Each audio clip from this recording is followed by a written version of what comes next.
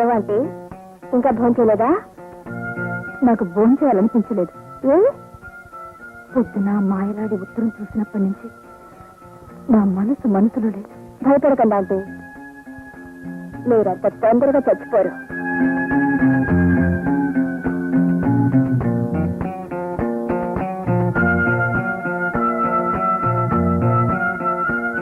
పోని పాలైనా తాగంటే. ఆఖరి గ్లాస్. ఏమిటే ఆఖరి గ్లాస్? ఏం లేదు, పాలన్నా అయిపోయాయి ఆంటీ.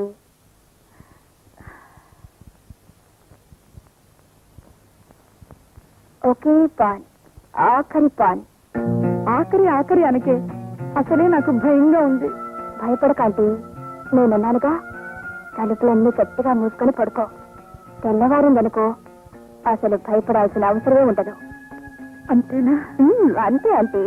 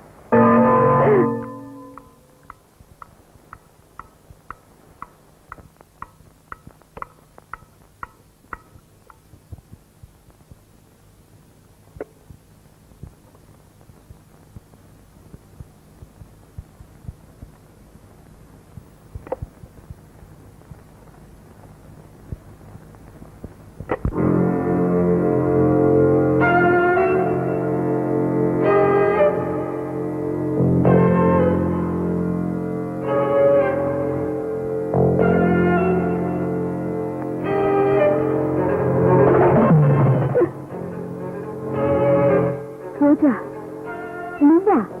నేనే. నిన్ను మాధవరావు పిలుస్తున్నాడు, వెళ్తావా? ఏమిటి నువ్వు మాట్లాడేది? నాకే అర్థం కావడం లేదు. అన్నీ అర్థమవుతాయి, ఒక్కసారి ఫోటో చూడు. బాబు, మహేంద్ర బాబు. అవును, నమ్ముకున్న వాళ్ళకు అన్నం పెడుతున్నాననుకొని విషం నింపుకున్న పావులకి పాలు పోసి వాటి కాటుకు బలైపోయిన అమాయకుడు కదూ. ఇవన్నీ నీకెలా తెలుసు? అసలు నువ్వెవరు? నీ ప్రాణాలు తీయడానికి వచ్చిన మాయలాడి. మాయలాడి నువ్వా? ఎంత మోసం! అనాథనంటూ నా ఇంట్లో చేరి స్నేహంతో మమ్మల్ని నమ్మించి ఇప్పుడు మాకే ద్రోహం చేస్తావా? ద్రోహమా? మంచి మనిషిని వంచడం ద్రోహం కాదా? దేవుడికి సమాధి కట్టడం ద్రోహం కాదా?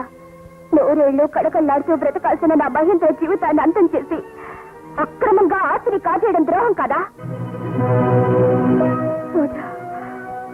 వద్దు, నన్ను చంపొద్దు. నేను చంపుతున్నది నిన్ను కాదు యశోదమ్మా, నా గుండెల్లో భగభగ మండుతున్న నా పగలు. వద్దు, నన్ను చంపొద్దు. వద్దు, నన్ను చంపొద్దు.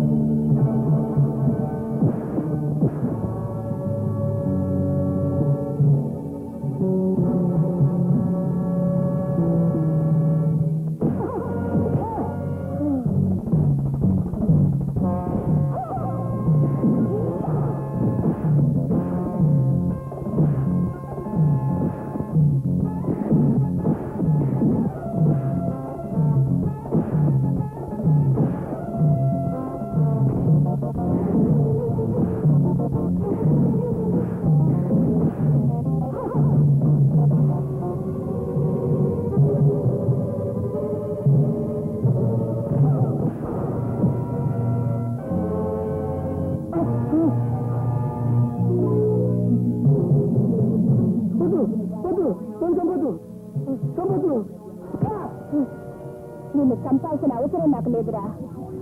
నేను చెప్పినట్టు నువ్వు చేస్తే బ్రతకడానికి మిగిలిపోతావు. నువ్వు చెప్పాడు చేస్తాను. యశోదమ్మ ప్రాణం తీస్తావా? అవును, నువ్వే.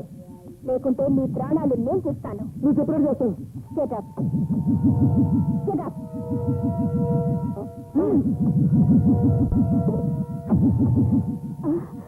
వచ్చేసావా? దాని ప్రాణాలు తీసేసావా? నువ్వు నా వాడి, నా కోసం ఏమైనా చేస్తావు.